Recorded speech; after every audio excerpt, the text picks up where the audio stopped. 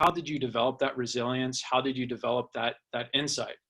And I think liberal colleges, liberal arts colleges, particularly small residential liberal arts colleges like St. Lawrence, need to think a lot about being places where we can say our graduates have these skills. Because I'm going to make the case that uncertainty isn't going away. I think the future is only going to become more complicated, more uncertain, more challenging. So if we can make the case, which I think we can, that the small residential liberal arts college is the best way to prepare for that, I think we'll be in a wonderful position, and we'll certainly be serving our students as well as we can. But I do want to say, and I think we know that some of us respond to these moments of crisis with just great fear, and it's completely understandable to be fearful, to be nervous. I mean, I feel like every time you open the news, right? Any time you turn on television, it's negative out there, right? There are real challenges out there. And I think it's problematic to only go to short-term thinking. Like, what would it mean to survive tomorrow, right? What would it mean to create an education that will get us through this crisis? To maybe survive the crisis, but not to fundamentally thrive or do something different. And I think liberal arts colleges are uniquely positioned to have a vision, right? To exercise this vision of what does long-term growth look like? What would it mean to set a foundation now so that when the next crisis comes, we're better able to adapt to it? And my belief, and this is what I've always held, is that liberal education is the best way to do this, right? It helps young people cultivate this vision. It is a place that has this vision, right? We take the long view. And I think it's really important to kind of recommit ourselves to that, to really see that there's a lot of strength. There's a lot of fear out there, but I think we need to think a lot about the possibilities even in these moments of crisis. So one thing that I've been doing a lot this semester with my students, I have 4 young children myself, so we're all kind of transitioned to remote learning in my house. And I think a lot of teachers, and now I'm talking specifically about K-12, are in a moment where they're asking, like, what really matters, right? What do these kids actually need to do to complete the grade? And I think that that's a good question to ask. And I actually think it's a question that we should have asked earlier and we need to ask more often, right? What is the purpose of high school? What is the purpose of elementary school? What is the purpose of college? And I worry sometimes that it's easy to fall in the trap of just going through the motions. And if you think back to your own high school experience, there's a lot of research that shows the overwhelming feeling that students have is boredom, right? They're waiting for something to happen. They're doing a lot of work they don't see the meaning of. And when they ask, right, why am I doing this? Well, you're doing pre-calc to get into calc. Okay, well, why do I need calc? Well, you need calc to get into a good college. And then you get to college, it's like, well, why am I in college? Well, you need to get a job. And right, we continue to punt the question of, what's the purpose? Why should I invest my time and energy and attention right now? So I actually think COVID is giving us a really interesting opportunity to say, look, we honestly have a hard time envisioning what the next day is going to look like. So we have to do something in the present that allows you to really learn, to really engage, to really deepen your thought. And I think we need to ask at a liberal arts college, what does it actually mean to prepare for the future, right? And in order to do that, we have to think about, what's the future going to look like? 5 years out, what kind of jobs are going to be there for our graduates? And I think we can't just go through the motions of, this is the way the curriculum's always been. We just have to do things to fulfill the curriculum. We really need to think, what kind of person do we want out in the world, right? What type of character are we creating at a small liberal arts college? And how will that really prepare them for this future that's only going to be more uncertain? So again, I think it's been interesting to see, I don't know if you followed, like the University of California system has dropped the SAT just for this year. But they dropped the SAT just for this year, and a lot of people are saying, why not drop it forever? I mean, what really is the point? And I know that St. Lawrence has been SAT optional for a while, which I think is a wise decision, right? But I think states are going to think, okay, well, we had this Common Core standards, we had these standardized tests. Do we really need those? Is that really preparing the type of graduate that's going to thrive into the future? So that's what I'm talking about with moments of opportunity. I think we're having moments of opportunity to really think about, what is essential in school? What should we focus on for our students? And it comes back in my mind to what's always been kind of an unhelpful dichotomy or dualism, the fact that liberal education is different than professional education. And I think it's really, really important for liberal arts colleges to think about, no, in fact, a liberal education is in some ways the best foundation for professional life, right? We're different than a professional school, which I'll talk about in a moment. But I think more and more we need to talk about kind of the value proposition of this is a fantastic preparation for any career that you're going to go into. And I think that's something that COVID is allowing us to do also. It's allowing us to think, okay, well, what is the point? Why is what we do at St. Lawrence so important? And part of that conversation is really going to have to be, well, we prepare people for jobs. We prepare people for uncertainty in these really interesting ways. And I asked this question, and again, this is a moment for you to think, can we envision what work will look like in 5 years? Do we know what types of jobs will be in demand 10 years from now?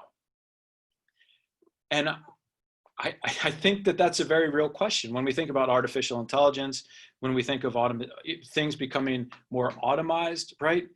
Jobs that were in demand maybe 5 years ago, maybe 10 years ago, maybe won't exist in 10 years. So when I'm thinking about preparation for a professional life, I don't mean preparing very narrowly for a certain job. I mean, having kind of ways of thinking, ways of being, ways of problem solving that you'll be able to plug in to all different kinds of careers. And then liberal arts colleges being very intentional about saying, this is what we're cultivating. We're cultivating these types of habits. We're cultivating these types of ways of dealing with uncertainty. And here's again, what I think. I think one of the best things that a liberal education does is that it prepares us for uncertainty.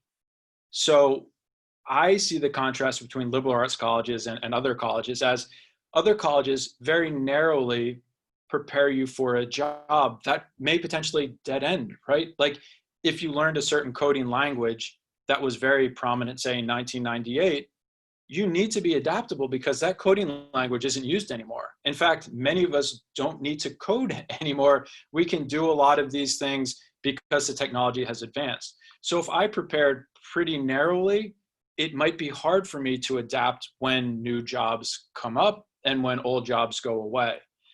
And so I think what is really unique about a liberal education is that it makes all of our students really resilient and really adaptive. Because as you know about the curriculum at SLU, you often will have to take a course that initially is, I don't know why I'm here.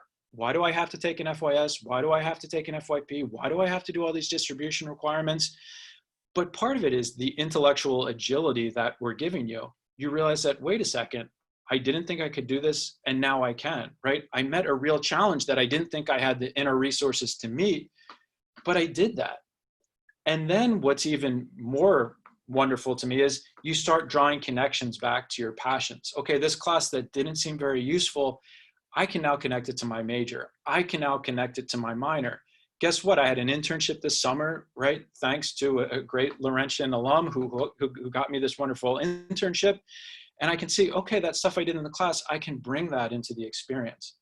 And I think more St. Lawrence can do to give students the experience of really meeting a challenge, being flexible, being adaptive, being resilient, the better prepared that they're going to be, and the more engaging and interesting their education is going to be. And that to me is the big opportunity. We're facing uncertainty, but I think that's really good. As a faculty member, I'm bringing COVID into the classroom, right? I'm teaching educational policy. The world is different. I'm not talking about what was important in 2000. I mean, we're reading books from 2019. What is the problem right now? What is technology going to do for us right now? And I fundamentally believe my students now are so much better prepared when they're on the job market because they've been thinking about all of these things. I'm not preparing them for 2010. I'm preparing them for 2020, 2025. They're having these conversations. And here to me are some of the big ones for me, right? These are the things that a liberal arts college can do that fundamentally other places don't do. And I have these 3 points of a real liberal arts education teaches a certain type of humility, which I'll talk about in a moment. As I mentioned already, a real liberal arts education is all about making connections. And finally, a liberal arts education is all about meaning making, making meaning of situations that are complex, right? That are fundamentally uncertain, that you have to exercise real effort to understand. Students get practice at this all throughout their undergraduate years. And I would say this is what life is like. Life will always throw new types of uncertainty at you. And if you never had the chance to practice that, right? If you never had the chance to gain the confidence to do something that you thought was impossible, to me, you're not as prepared as a Laurentian is, right? Because I would bet that most, if not all, Laurentians have had that moment of, I don't think I can do this, right? This is too hard. Be it on a sports field, be it in a classroom, be it running a sorority, be it in a club. There's that moment, 11 o'clock at night, you're like, how is this going to come together? And guess what? It comes together. And that to me is what really prepares for the future. And so I just want to touch on some of these a little bit. And I think humility is at least what I really learned from liberal education, right? You take your first class in college and all of a sudden you realize, well, I thought I was a pretty good high school student and I don't know anything, right? Like there is so much out there that I don't know. And then every class that you're in, it's once again another experience of, wow, there's just so much out there I don't know. And I think good leaders have that sense of humility that they ask good questions, right? If I'm managing a team of people, it's not often the best manager or leader who tells other people what to think. It's the one who listens well, right? Asks the right type of questions, like, why are we doing things this way? And with a genuine sense of we might be able to do things differently. And I would say that that's what I see Laurentians doing really well. You meet a problem, and instead of doing things the same old way, you ask the right question. Okay, do we need to do it this way? Is there some better way of doing this? And I would say that that really brings out the spirit that we say a liberal arts college teaches you to be a lifelong learner. I think if you don't have the sense of humility, you're not really a lifelong learner, right? You're always kind of telling people what you think about the world instead of asking people, what do you know, right? What is interesting to you? What seems like a good solution to a problem? And again, I feel like one of the things I love so much about St. Lawrence is the professors are asking great questions all the time. You're going to be around people, right, who are asking good questions, who want students to ask good questions. And I know one common criticism of liberal education is that it's biased, right? That it potentially has a political bias one way or another, and not really one way or another, right? That has a liberal bias. That liberal arts means we're teaching these young people to become liberals or Democrats. And that to me, I can understand the criticism, but when I sit in on classes, the overriding ethos I see is this humility of like, what's going on? How can we make things better? How can we understand the world? So again, we can talk about this a little in the Q&A if you want. I understand the sense that there could seem to be bias at small liberal arts colleges, but to me, the overriding ethos is one of just questions and forcing students to reconsider their assumptions. Again, not for the sake of destroying things that are valuable, but to prepare them for uncertainty, right? To prepare them to be the type of person who has like 2 steps ahead. Oh, I've already thought about this. I've really considered this. So the next, and it's connected to humility, I think, is a willingness to make connections, right? That you're the type of person who, when you meet a new person, you want to know what's interesting to them. You want to connect with them on a personal level. And every time I pick up the kind of Laurentian magazine, right? It's alums opening doors for our students. It's students opening doors for other people. There's a sense that you don't know who you're going to bump into on this campus. They're going to open doors for you. And I think that anything we can do in the classroom to build those connections, the better, right? Connecting students to new ideas, connecting students to internships, just connecting them so that then they get in the habit of making these connections. And one of my favorite things my students will always say, like, have you read this, Professor Frank? My mom or dad read this story. Have you read this? Like, it's wonderful to feel like I'm part of this network that we can all help each other out, right? That when we face a problem, we can connect with each other and solve the problems. And again, I think that a liberal arts college, unlike a more narrow professional where you know exactly what you're doing and you have the end in mind, here it's, you don't know. You're going to make some connections. You're going to create new things. I think that makes you adaptive and resilient.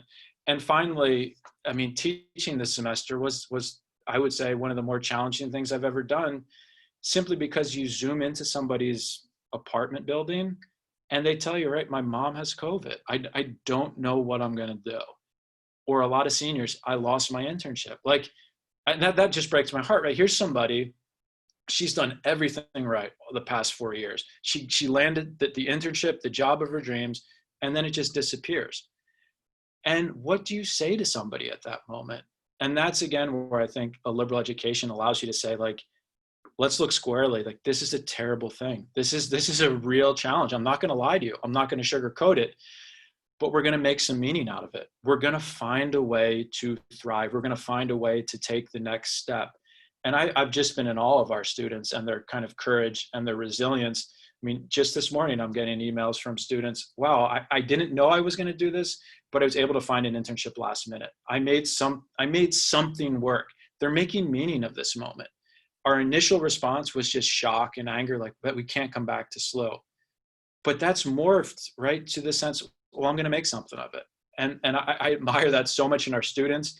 And I think that's a credit to our alums, and that's a credit to our curriculum, and it's a credit to being a small college that our students have that spirit. So as I'm trying to express, I think the small residential liberal arts colleges is more important than ever, right? Simply delivering content via Zoom, that's not really what we do, right? What SLU does is it gives our students real experiences to solve real problems, to make lifelong connections. And you can't do that online in the same way that you do on a residential liberal arts campus. And again, everything about SLU, when I walked onto this campus for the first time, the theme houses, I mean, it's remarkable that our students run these things. Our Thelmo, it's remarkable what our students do. We give them a great deal of responsibility, and they run with it. And again, that's what I mean down here, why I say the kind of the full experience to cultivate the full person. I think that's one thing that Laurentians are. Every Laurentian that I've met, they're very much alive to the world. They're very much a full person. So when they meet a challenge, they meet it with their full self. And I think that that's something that we can capitalize on at SLU and at other liberal arts colleges, really talking about the fact that we're not just talking at you. And I'm sorry I'm talking at you right now, but like, we're not just talking at our students. We are, right, getting them involved in a lab. Right? Even though it's remote, people are doing summer research right now with their students. We're finding ways to let them ask the questions and take the responsibility and take the lead. And that's something that we're uniquely positioned to do. And Jeff, I just wanted to pop in here quickly because you mentioned the Q&A, and I just wanted to let our participants know that if they have a question along the way, feel free to use the Q&A function at the bottom of your screen, and at the end of this, we'll go through and answer as many of those questions as we can. So thanks, and we'll get right back to it. Thank you. So as an overarching framework for the talk, when I'm trying to express that liberal education, particularly at a small residential art college like St. Lawrence, teaches us to be resilient. And I just think that there's so much opportunity in all of our courses to highlight that, right? As faculty, how can we highlight the fact that we're helping you build resilience? And I'm excited. Next semester, I'm teaching a sophomore seminar that I developed on business, right? How do you use some of these things in a career? So as I mentioned at the outset, it's not liberal education versus professional education. It's how do you prepare for a life in business with all the things that you're learning at SLU?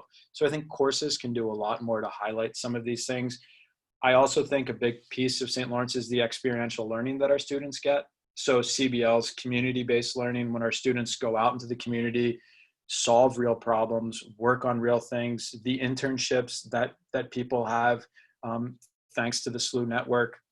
I think all of these things allow them to build connections, allow them to make meaning, and allow them to cultivate the type of humility that allows them to ask the right types of questions so that they provide the right types of solutions that we need, particularly in times of crisis. And I just want to mention here the alumni network. All of my students who have a Link mentor, for example, will say that that's been one of the most valuable experiences of their St. Lawrence experience. They love the fact that when they call their Link mentor, they get what they'll say, like, what's it really like, right? They have the sense of what is the world really like? And they really value that chance to think about how is what I'm doing now building to the type of person I want to be. And they see their link mentor as, wow, that's what I'd like to be. And I would say many of my students then will re-engage with their coursework because they'll say, oh, my mentor said I should have taken this course, or my mentor said I should do some independent research. And it's just remarkable to see the ways that they take advantage of that. And I want to come back to the question that I asked at the beginning of my presentation, right? What are those skills and habits that you're calling on right now in yet another moment of uncertainty, right? What habits, what ways of thinking, what virtues are you calling on using? And then I do want you to think about, how did you cultivate that? How did you develop that strength? How did you develop that flexibility? How did you develop that creativity? And I think it would be valuable to have a conversation with St. Lawrence. Well, how can we build a curriculum, or how can we build more experiences that allow our students to cultivate those skills and those habits? Because I think that's what really sets us apart, right? That our students are really able to face challenges with resilience and creativity.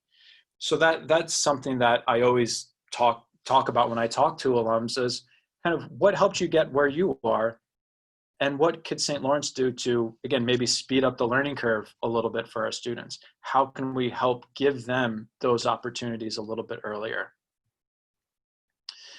And again, I wanted to share my general sense of where we are and what the opportunities look like. And I want to go back to, again, just some of the key themes that I talked about. The sense that we live in a moment of fear, so it's easy to kind of revert back to short-term thinking. And what ends up happening then is, why a liberal arts school, right? Why would I send my child to a liberal arts school when I could send them to a professional school and have a guarantee of a job? But what I hope to express in my presentation was, those guaranteed jobs might not exist when your child graduates. They might not exist 5 years after your child graduates. So it's kind of a short-term way of thinking versus, I'm going to invest in becoming a certain type of person who thinks a certain way, who is able to meet the challenges of today, 5 years, 15 years, 20 years. But I have to admit, the fear is extremely real and kind of overwhelming for a lot of people. That's why I think having a vision of what a liberal education can do, and having a vision of who we want our students to be when they graduate in 5 years, is really, really important. As I said, one of the major limitations of Zoom is, I'm not just giving kids content to memorize. I'm trying to help them become a certain type of person. I'm trying to help them exercise critical thinking, exercise creativity, connect with their classmates, connect with other Laurentians, right? And that gives them a certain vision of what education should be and what they can do with their lives. And that's, again, my last point of, I think we do an amazing job empowering Laurentians to do good in the world and to be successful in the world. But anything we can do to kind of redouble those efforts and really think about, what can we do to help every Laurentian face the next crisis and the crisis after that, and do so, right, with a sense of grace, with a sense of generosity, with a sense of wanting to help other people out. So that's what I had prepared for today. And again, I'm very, very happy to talk about what the transition to online learning was like, if people are interested in what ideas that you have about what a liberal education can do. So I'd love to open it up for questions now. Fantastic. Thank you so much for all of that insight, Jeff. And I think that the points that you were making about the world's uncertain, and if there's anything that we've all learned in these last few months, is how uncertain the world is, and that a liberal arts approach to education prepares you for uncertainty. And I wanted to kick the Q&A off. We've had a question about diversification of thought, and how, that's something that's a challenge even on campus, of how to weigh the different opinions and different voices of students. How do we ensure that kind of dialogue and that open dialogue and discussion when off campus, when it's so hard even on campus? Yeah, and I think that's a wonderful question. And again, one of the things that I write a lot about in my scholarship is that certain outlier cases tends to get all of the attention, right? Certain thing. I went to Middlebury College, so the events that happened on Middlebury College got kind of outsized attention in the press. And it's important to have those conversations. It's important to think about those bigger, larger cases. But I also think it's really, really important to kind of think about what does the day-to-day life look like on a liberal arts campus?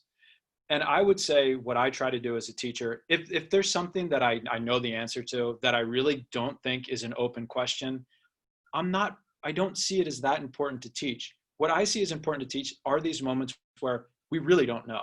I don't know, you don't know, there's not a lot of scholarly consensus, so that we can come into it without any kind of, as much as possible, kind of our political lenses, our political biases. And I think when students get in the habit of asking real questions and trying to figure them out in teams of people with different opinions on those questions, that to me is what a liberal arts college does best.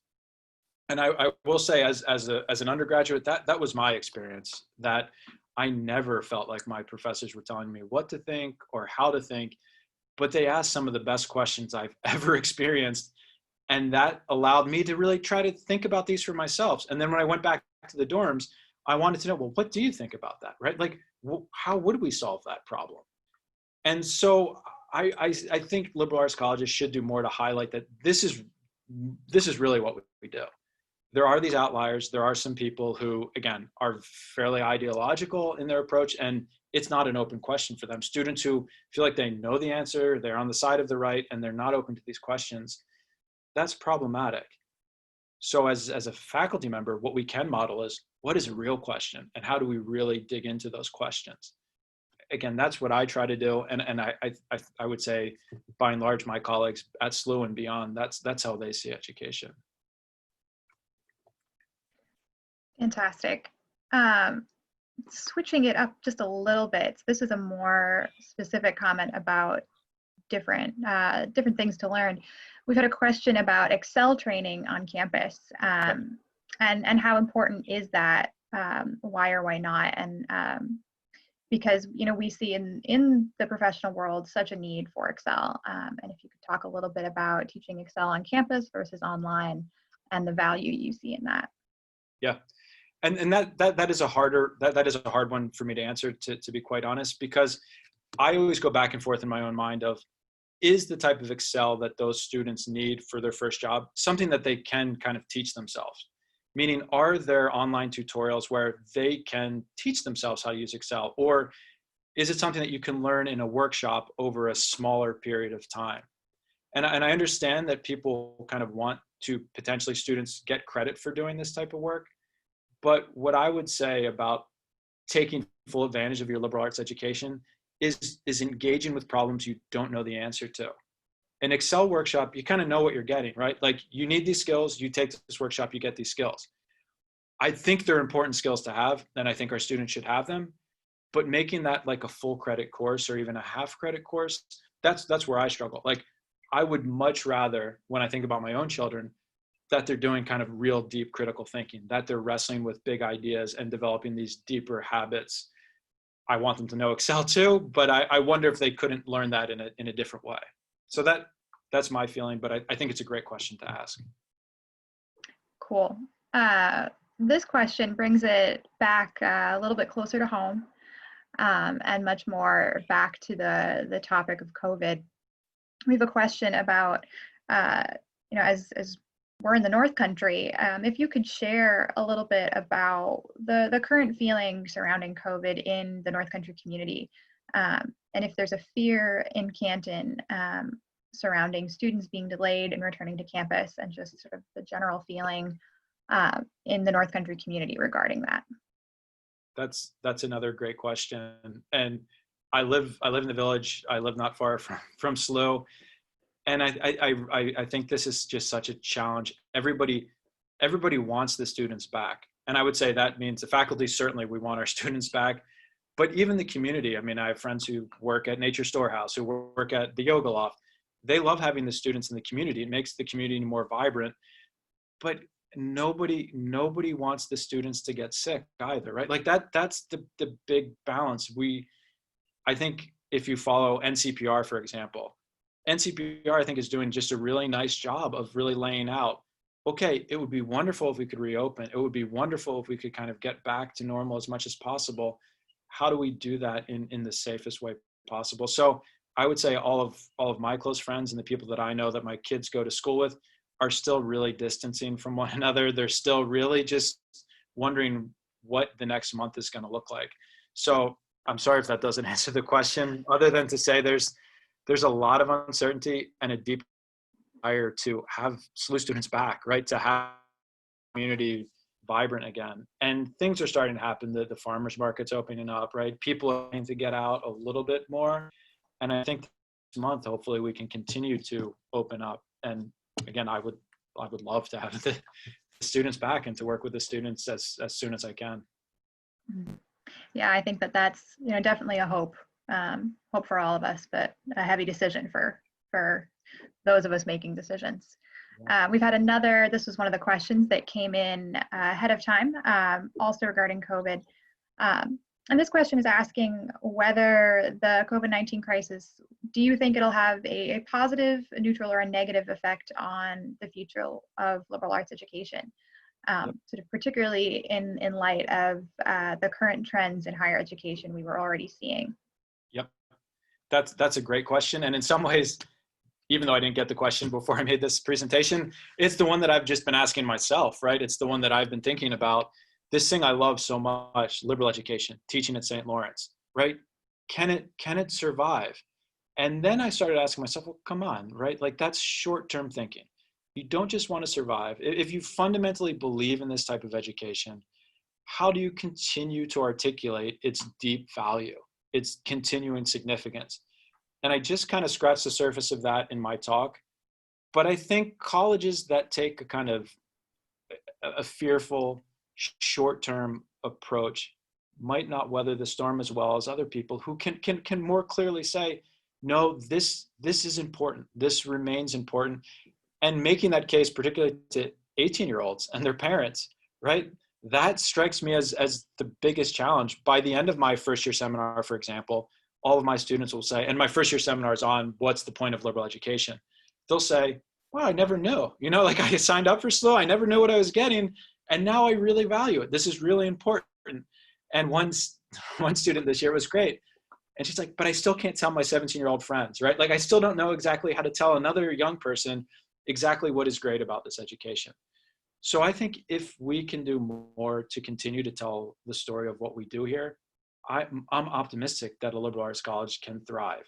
And I think part of the story is the one I told today of the world is going to be more uncertain. These challenges are going to get bigger, and Laurentians are uniquely prepared to meet these challenges. And again, I don't want to say anything bad about other college students. I will just say I am so in awe of our seniors and what they did this year. And again, every time I meet a Laurentian in public, I'm always, again, just in genuine awe of their character. And when we say that we're building Laurentians for life, I don't think that that's like an empty cliche. I think that means something. So how can you talk to a 17-year-old, a 16-year-old, that's kind of what you want. That's kind of what you can get from places like that. And I think if we can make that case, then we will do really well. But if we act out of fear, again, everyone knows just how challenging the future could be. For sure, for sure. Speaking of challenges, we had another question come in ahead of time that's asking to highlight the difference and the benefits of residential learning versus remote or online, and how we're weighing those right now. Yeah, I mean, I think nothing has made the case to our students about the value of residential liberal arts colleges like this semester. And again, this back to just the reports from my first year seminar, every single one of them said, I will never take for granted what I had, right? They all had said, you know what, those days where maybe I woke up late and maybe skipped a class, or maybe I was on my phone when I was talking to my friends and not really listening to them. They said like that won't happen, right? When we come back together, I'm going to dedicate myself to getting the most from this experience. And I think what was unique, of course, they talk about the classroom, but it's the whole thing, right? The whole experience. having the late night conversations about class or not, right? Like having those conversations about their future, about what they're worried about what they care about. That's to me what makes this full experience. And I don't know a single student that I worked with who would vote for remote learning. And I think that that's an experience that a lot of people who go to liberal arts colleges are having, that this is really special. I might have been kind of sleepwalking through it a little bit and not grateful enough for what I have, but that's going to change. And so when there's a lot of people out there saying, now that we took the first step to online learning, we're only going to open it up more to more students. That may be true for some students, but it's certainly not true for the sample of students that I worked with. And I don't know many students who wouldn't want what we give our students at SLO. And again, a big part of that is the Laurentian network of, they know they can go out in the world and find people to connect with. Yeah, for sure. I think that this time has let us know all those things that we took for granted. And I hope that when, those of us who aren't students also come out of this, that we also put down our phones a little bit more often and engage with our communities a little bit more. And I think it's been nice, even faculty and teachers in general, just giving themselves permission to be much more, again, how are you doing? This is really hard. How are you doing? And I hope that carries forth right into the future, that faculty can see their role as really kind of supporting the whole student. Teachers in public schools saying, yes, giving them worksheets and passing the standards are important, but maybe it's more important that at the beginning they say, like, how are you, right? What's going on? And that's one of these, when we think about posits of COVID, I hope we take that side of learning even more seriously than we have in the past. Mm-hmm. Yeah, definitely. And this final question that we have that came in is sort of related to that. So, we're hoping that these positive changes in the way we approach education and the way that we approach campus community are something that outlasts this time. But we've also had a question about, what are the changes that you think are likely to happen in higher education beyond that? So was that the whole question? Like what other Yeah, just what changes will we see in higher education moving forward? Yeah, again, I think there'll be different paths depending on the vision that people have of what higher education should be. And again, just judging from my small sample of students that I get to work with at St. Lawrence, I really think students are going to do a lot more to take a lot more advantage of the St. Lawrence community. And again, I think what faculty would do at places like St. Lawrence, I think will only do more to try to cultivate the broad experience for students, because we realize that none of us, or maybe not many of us, love this idea of talking to a screen. So when our students are back, I think we're going to be even more creative, even more innovative about how do we get the most from the fact that we're in physical proximity to each other. We are physically located in the North Country where people need our help, where there's going to be challenges up here that I think our community is going to be a little bit more, again, intentional about how can I be helpful? How can I make the most of being up here?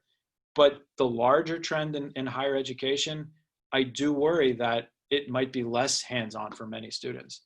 It's going to be more, okay, you're just going to watch these videos, you're going to get credit for these experiences.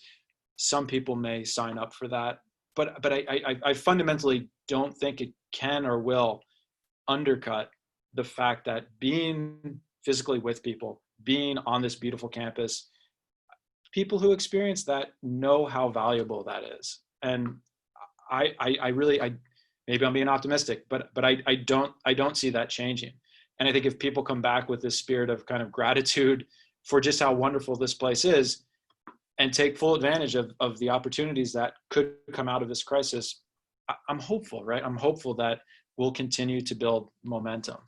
And that's why I do love to hear from alums of, how are you facing this? Like, how do you take a moment that some of your colleagues might react to with fear and shutting down, but you face with creativity and kind of innovation? And that's, if we can all do that together, I think we'll be in a good position. Yeah, for sure. It looks like we have come to the end of our questions that were submitted ahead of time. And unless any more come through the Q&A function, I just have a question for you as we wrap up. And then assuming you were on campus and able to teach in person, what is your favorite class to teach? Oh God, I mean, all of them, but I love my FYS. I taught my FYS when I first got here, and it was on what's the point of education? And I just love seeing students. The first day of class, I asked them, "Well, why are you in college?" And it's silent, you know, and it's remarkable to me because we know how expensive this experience is. We know how hard they work to get here, but they don't know why they are here. And then a hand will go up, oh, they get a job. Great. Well, you know, what else? And by the end of the semester, they're so much more articulate about what it is they can get from this experience. And I love that class because you can see you can kind of see them thinking as they're sitting there, and they then take full advantage of SLO. And when I see them their senior years, it's the most gratifying thing to have known them as a first year and to know them. And I'm teaching an FYP with Liz Regeson this fall for the first time called This Book Will Change Your Life, which I'm excited about. Because back to the point of trying to make meaning of this all, I think a lot of our students are trying to figure out, like, what is going on? What is my future going to look like?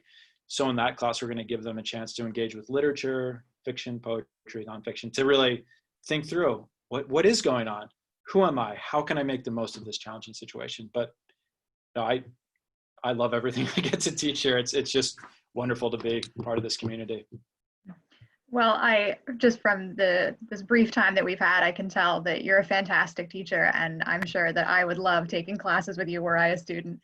It looks like we're all finished up with our questions, actually. But I wanted to thank you so much for being here and being with us this afternoon, Jeff. This has been a really wonderful way to celebrate being a Laurentian and being connected now, even though we can't physically be present with one another. Well, so thank you so much, and thank you all for zooming in. And like Amelia said, it would have been lovely to see your faces and to again to hear your experiences, to hear what you got from SLO and how you're facing the future. But thank you for being here remotely and spending the time with me. So thank you all. Sure. And as we all hop off, I just wanted to give a plug for 2:30 when we have another wonderful offering from Professor Eileen O'Donoghue. And so you should definitely check that webinar out as well, and continue to be proud to be a Laurentian today, this reunion weekend, even though it is virtual. So thank you all so much, and we look forward to connecting with you again.